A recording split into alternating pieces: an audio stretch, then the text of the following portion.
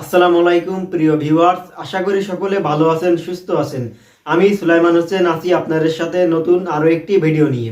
আমাদের সকলেরই এমন একটা জন্ম নিবন্ধন কার্ড আছে, কিন্তু এই জন্ম নিবন্ধন কার্ড যদি আপনার অনলাইনে নিবন্ধন করা না থাকে তাহলে এই কার্ডটির কোনো মূল্য নেই। বর্তমানে যে কোনো সরকারি প্রসেসিং করতে গেলে জন্ম নিবন্ধন কার্ডটি অনলাইন করা বাধ্যতামূলক হয়ে থাকে। আপনার জন্ম নিবন্ধনটি অনলাইনে আছে কিনা কিভাবে দেখবেন সেটা দেখার জন্য আজকের ভিডিওটি তৈরি করা। তো সকলে ভিডিওটি কন্টিনিউ করুন। সর্বপ্রথম আপনারা গুগল ক্রোম ব্রাউজারে প্রবেশ করবেন। তারপরে সার্চ বারে গিয়ে লিখবেন ভেরিফাই বিডিআরএস আরিস গভ বিডি, এটা লিখে সার্চ করবেন। তারপর আপনাদের সামনে এমন একটা ইন্টারফেস শো করবে। তারপর আপনারা কি করবেন, নিচে জন্ম নিবন্ধন যাচাই করুন 2025 এখানে ক্লিক করবেন। ক্লিক করার পরে আপনাদের সামনে এমন একটি ইন্টারফেস চলে আসবে। তো আপনারা স্ক্রল করে নিচে চলে যাবেন।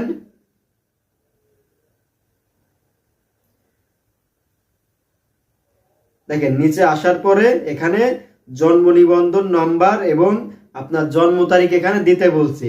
তো আপনারা কি করবেন, আপনাদের এই জায়গায় যে জন্ম নিবন্ধন নাম্বারটা আছে এটা এখানে পূরণ করে দিবেন।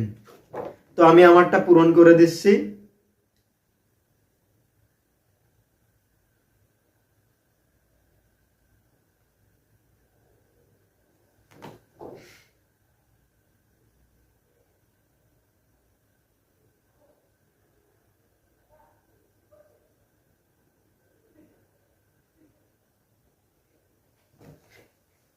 তারপর আমার জন্ম তারিখটা দিয়ে দেব।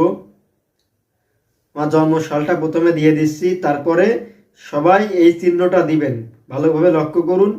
মাঝখানে যে চিহ্নটা আমি দিয়েছি এটা দিয়ে দিবেন। তারপর আপনারা মাস দিয়ে দিবেন।